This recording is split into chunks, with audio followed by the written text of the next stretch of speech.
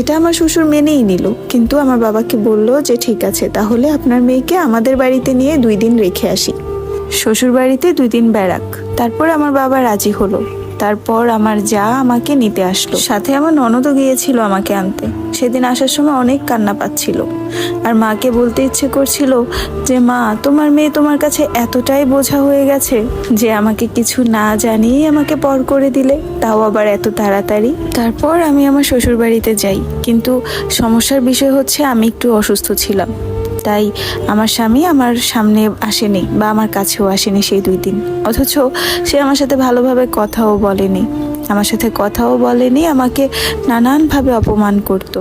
আমি বুঝতে পারিনি সে আমার সাথে কেন এরকম ব্যবহার করছে। আমি এমন, আমি তেমন, আমি দেখতে সুন্দর না, আরো অনেক কিছুই বলতো। আমার তখন নতুন অবস্থায় অনেক খারাপ লাগতো, অনেক কান্নাও পেতো যে নতুন একটা জীবনে পা রেখেছি, অথচ কত রকমের কত অপমান হতে হচ্ছে, আর যার হাত ধরে এ বাড়িতে এসেছি সেই অপমানকারী।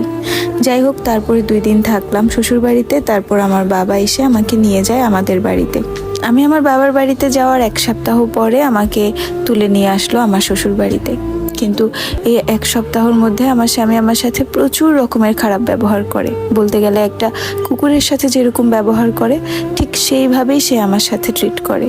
তারপরেও আমি তাকে কিছু বলিনি, শুধু কান্না করতাম। আমার বিয়ের সময় যখন অনুষ্ঠান হয়, তখন আমাদের বাড়ির সবাই সাউন্ড বক্স আনছিল, গান বাজনা করবে, কারণ সবার মনে খুশি ছিল তাদের মেয়েকে বিয়ে দিচ্ছে। কিন্তু ওই সময়টাতেও আমার স্বামী আমার সাথে অনেক বাজে ব্যবহার করে, এত বাজে ব্যবহার করে। সে ওই সময় আমাকে বলে যে এখনো সময় আছে, তুই সম্পর্কটা শেষ করে দে।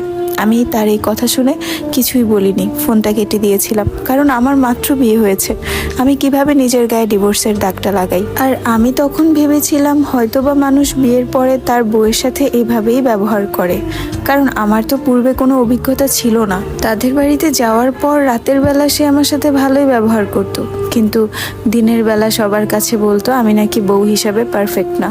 অথচ রাতের বেলা সে তার সবকিছুই মনে হতো যে আমি তার কাছে পারফেক্ট। আমি তখনও এগুলো বুঝতাম না যে এগুলো কি বলে, আমাকে কি নিয়ে কথা বলে, আর আমি পারফেক্ট নাই বা কেন। আমার সাথে এমন করার কারণ আমি আস্তে ধীরে বুঝতে পারলাম। তখন ছিল রোজার মাস। আমাকে তেমন একটা গুরুত্ব দিত না, কিন্তু আমার স্বামী তার ভাবিদেরকে অতিরিক্ত পরিমাণের গুরুত্ব দিত। তাদের সাথে শুয়ে থাকতো, হাতাহাতি করতো, যেগুলো কিনা নর্মাল দেবর ভাবির মধ্যে হয় না। আর তার এই সম্পর্কটা ছিল তার বড় ভাবির সাথে।